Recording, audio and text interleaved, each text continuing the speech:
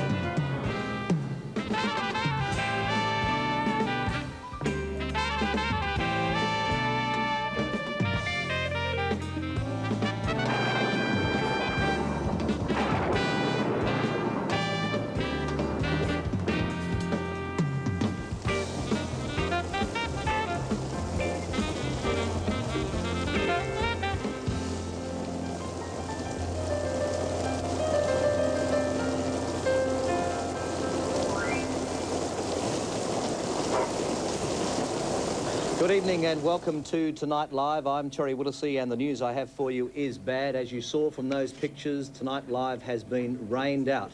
I understand it's the first time in the history of Australian television that a Tonight Show has been rained out. The covers have been drawn.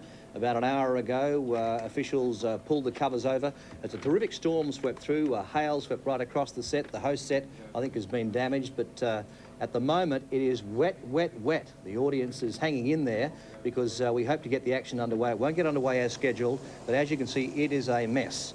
And I understand the first time in Australian television, the mopping up operation's underway. I must admit, as the rain came down, I thought they were a little slow tonight in getting those covers on.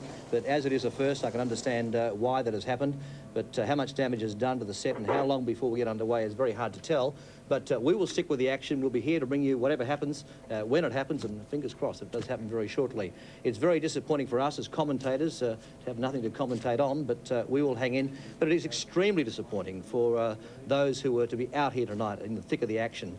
And the man with the biggest disappointment written all over his face, Steve Vizard. Steve, extremely disappointing. Yeah, it is, Terry. We had a big show lined up tonight. We had some great guests. We had Mark Little from Neighbours and a great actor in his own right. Had a lot of good questions lined up for him, and well, you know, you get a team like we've got together. We've got the band, we've got you know, a fairly good production team, and you know, you build to a certain point every night. And frankly, to have, well, it is the first time it's happened. We've been lucky, 300 odd shows, never any weather problems, Yes, and suddenly quite incredible. This is an Australian first, I would think. Well, apparently it's a world first. I mean, the rain just came in. We saw the clouds coming across.